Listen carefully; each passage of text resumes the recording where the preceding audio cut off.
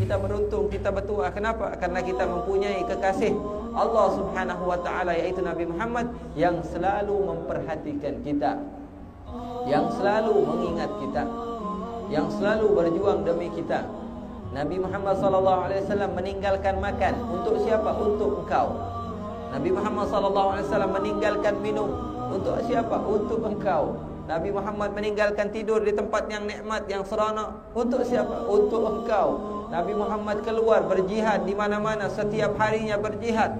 Ketika Rasulullah hijrah ke kota Madinah, untuk siapa? Untuk engkau. Nabi Muhammad memiliki sahabat-sahabat yang keluar darahnya, yang keluar hartanya, yang keluar tenaganya, yang keluar semua yang mereka miliki untuk siapa? Untuk perjuangan kepada engkau agar hidupnya lebih enak, lebih nikmat, lebih seronok. Mereka berjuang, kita nikmatnya saja sudah. Kita tak perlu mengeluarkan pedang, kita tak perlu susah payah, kita tak perlu apa-apa. Tapi Nabi Muhammad semua berjuang, dan sekarang kita melupakan Nabi Muhammad. Apakah kita orang manusia yang mempunyai balas budi? Ketika Nabi Muhammad sehari-harinya selalu memikirkan kita. Sementara sekarang kalau kita tanya Nabi Muhammad itu lahir di mana? Tak tahu. Nabi Muhammad itu anaknya siapa saja? Tak tahu. Nabi Muhammad itu atuknya siapa? Tak tahu. Nabi Muhammad itu bentuknya sebagaimana? Tidak tahu. Nabi Muhammad SAW itu peperangannya ada berapa? Tidak tahu. Nabi Muhammad semua dia tidak tahu. Sementara peperangan dan apa-apa yang dilalui oleh Rasulullah SAW adalah hakikatnya agar kita bergembira, dan kita tidak mengenal Rasulullah. Siapa Nabi Muhammad? Muhammad adalah utusan Allah, Nabi terakhir yang Allah utus, dan selesai. Sejarah sudah selesai. Nabi Muhammad meninggal sudah selesai. Nabi Muhammad di mana? Di Madinah. Bahkan kalau ada orang yang haji, kau jangan ziarah kepada Nabi Muhammad. Kenapa? Jangan ziarah kepada Nabi Muhammad. Dia katakan jangan ziarah kepada Nabi Muhammad. Apakah hingga begitu bencinya mereka kepada Nabi Muhammad sehingga kita dilarang untuk berziarah kepada Nabi Muhammad? Dia katakan bid'ah ini ziarah kepada Nabi Muhammad. Kita ingin bertemu dengan orang yang selalu menjadikan harinya untuk kita. Apakah kita salah? Nabi Muhammad hari-harinya untuk kita. Bahkan ketika Rasulullah SAW wafat, Rasulullah menangis. Baka Rasulullah menangis. Lalu sebagian sahabat bertanya, "Ma yubkika ya Rasulullah?" Apa yang membuat kau menangis ya Rasulullah? Tahu apa jawaban Rasulullah?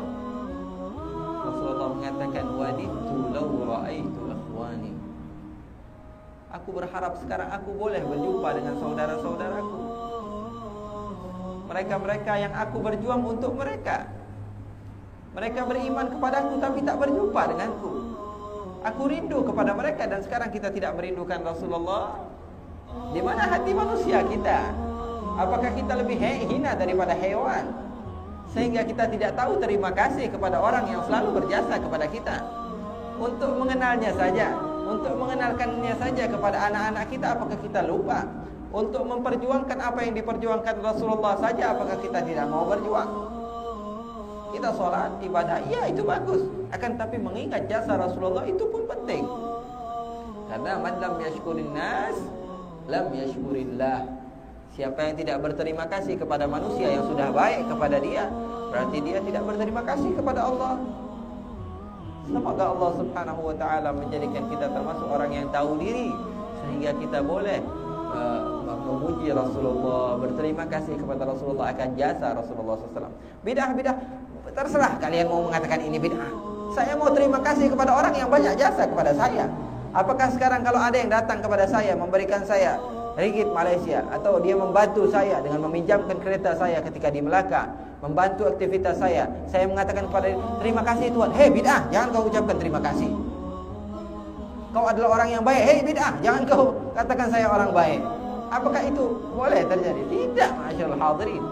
Tidak, ma'asyiral hadirat.